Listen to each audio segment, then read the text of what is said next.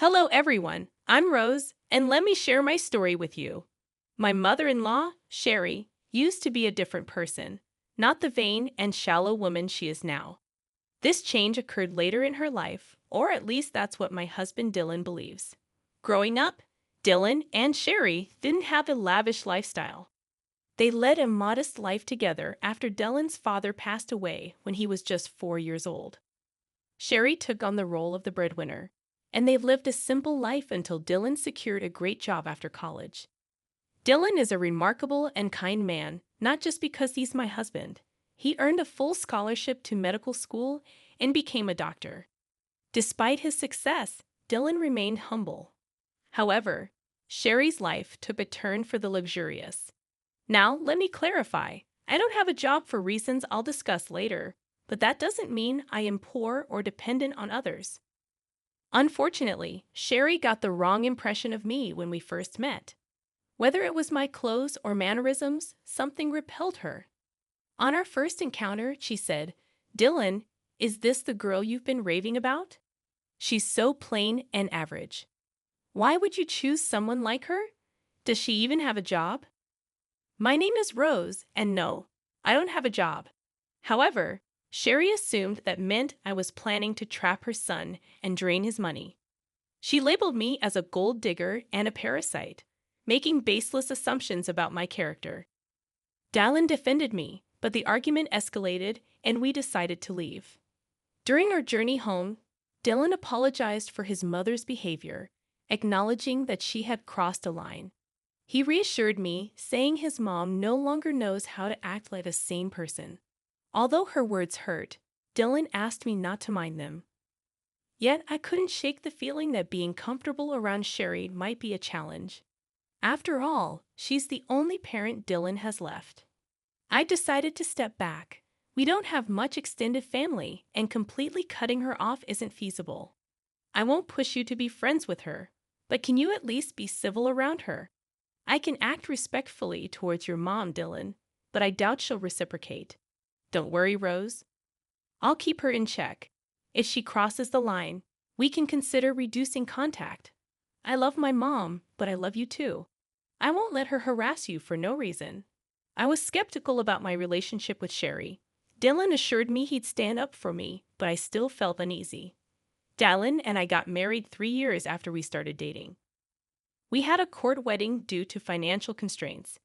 Dylan was sending Sherry a lot of money every month for emergencies. Even after we married, he continued this practice, straining our finances. I didn't stop him. I believed he had the right to help his mom. However, Sherry became a problem. She regularly spoke ill of me and gossiped with her friends, spreading rumors about me being a gold digger. I ignored it initially, but it started affecting my reputation. Despite Dylan's efforts, Sherry never treated me kindly. She believed I wasn't good enough for her son. Surprisingly, one day, Dylan told me that his mom wanted to invite me to a small party she was hosting. I was skeptical since she disliked me. Dylan assured me that she promised to improve and wanted me there. It seemed odd considering her recent financial struggles, but Dylan believed she managed somehow. I agreed to go, despite my concerns about her behavior. Dylan hoped his mom was making an effort, so I decided to keep an open mind. I truly wanted us to mend our relationship and become friends. I had serious doubts that Sherry would ever consider being friends with me, despite my willingness to be civil and make an effort for Dylan's sake. It seemed that Sherry had little regard for his happiness. Despite my skepticism, I decided to attend the party, eagerly waiting for Sherry to provide details. Sherry texted me the next day, and I assumed she was extending the invitation. However, her message took an unexpected turn. She started by mentioning the party at a 5-star hotel everyone had been raving about, promising her friends a great time. This excited her, and she planned to take 15 people. Curious, I asked if I was invited, given Dylan's assurance. To my surprise, Sherry responded with arrogance and disdain. She made it clear that I was not invited, emphasizing the exclusivity of the event due to her wealth, family status, and the supposed classiness of her friends. I was taken aback and confused, as Dylan had genuinely believed Sherry was extending an invitation. I expressed my assumption, only to be met with Sherry's condescending remarks, stating that I wouldn't understand the intricacies of planning such an event.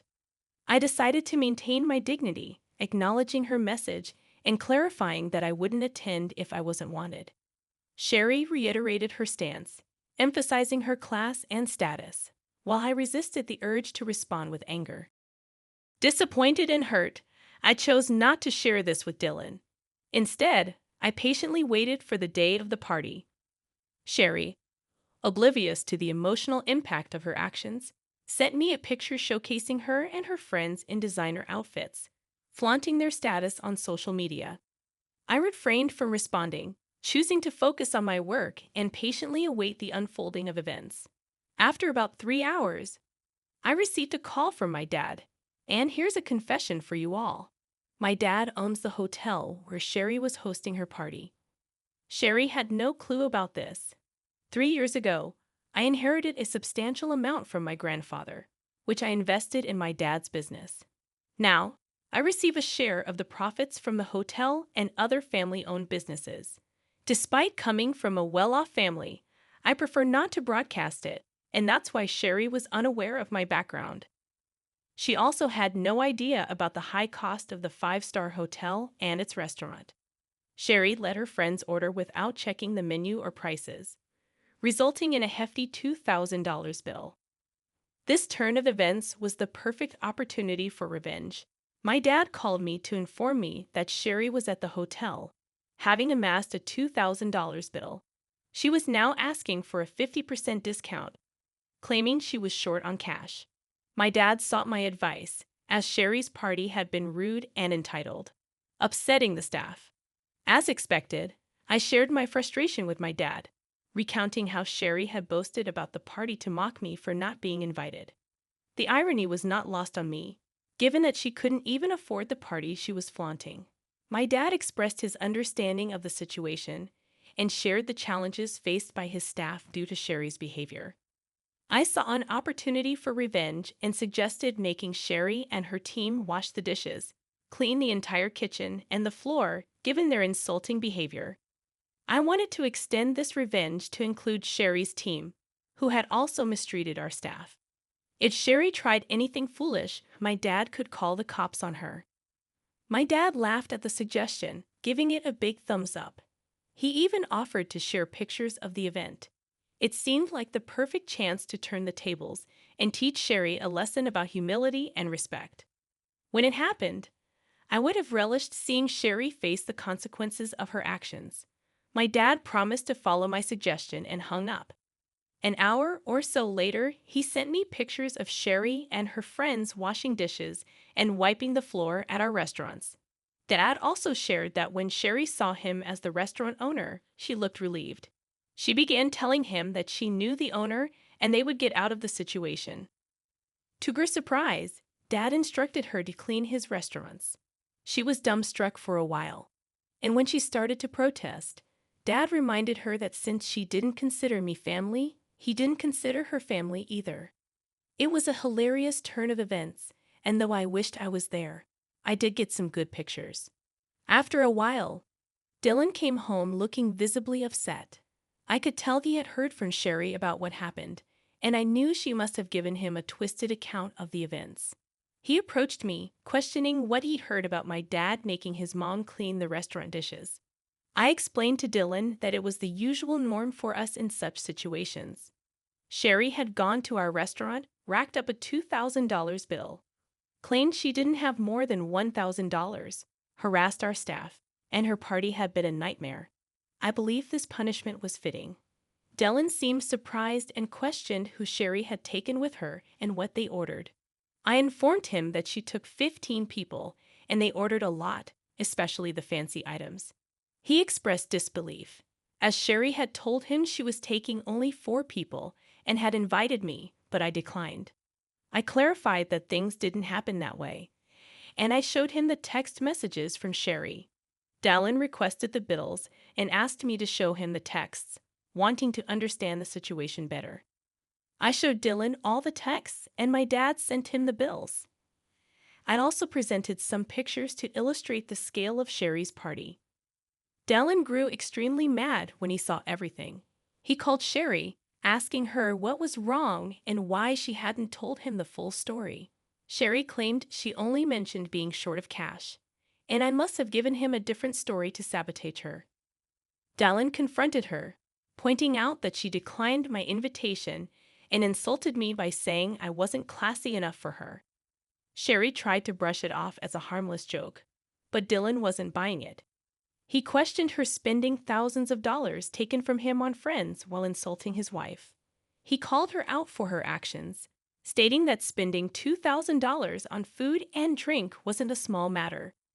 Sherry was left trying to justify her actions, while Dylan expressed his disbelief at her behavior. I made a mistake by giving you money whenever you shared stories about needing it, Mom. Well, guess what? I'm not giving you any money again. But Dylan, you've been so supportive for so long. You can't just stop now. It was a one-time mistake. Dylan, why are you overreacting? No, Mom, I am not overreacting. This is not a one-time mistake. If you can't even consider my wife as family, I don't want anything to do with you. I always thought you would change your mind, but you never did. I'm not paying you to insult my wife and call her classless while she sacrifices a lot to support you. This ends now. Dylan didn't listen to Sherry anymore. He hung up on her and blocked her number. He also apologized profusely to me for being mad at me without knowing the full story. I forgave him because, well, he did stand up for me. We had a serious discussion about Sherry and jointly decided that she will no longer be in our lives for now. Yes, Dylan is now a wealthy man, but he knows to stay humble. He found Sherry's behavior completely unacceptable, especially because it was directed towards me. I agreed with the fact that it was very unfair to me, and I was all set to remove her from our life for good. In the next few days, Sherry reached peak madness. She realized that her own actions may have damaged her relationship with her son for good, sending her into a horrible panic. She showed up at our house and demanded to speak with Dylan. Slowly, her demands turned into begging after she was turned away from the door every time. Yes, Sherry worked and earned some money. However, it wasn't enough for the high-end lifestyle she had gotten used to all these years. Dylan had stopped giving her money entirely. Instead, he invested some of his funds into my dad's business to help him open new hotels and restaurants in the neighborhood. We do plan on expanding our hotel business to bigger cities, but we'll have to see what the future holds. Since Dylan stopped sending her funds, Sherry had to downgrade her lifestyle significantly. She was struggling to keep the rented condo with her own money and ultimately decided to end her lease. She has now shifted to a small one-bedroom apartment and doesn't have any money to spend on extras after all the bill payments. How do we know this? She emails us about it. Of course, she still downplays her behavior and acts like we are overreacting. Suffice it to say, she will be out of our lives for a while now. Just a month ago, I found out that I was pregnant. Dylan and I are overjoyed and busy planning everything before our baby comes. To be honest, I'm glad that my child won't be around shallow people like Sherry anymore. But if the time comes, I will make sure my dear mother-in-law doesn't get to fill my child's head with nonsense. For now, please wish us luck so that we can be good parents to a healthy child.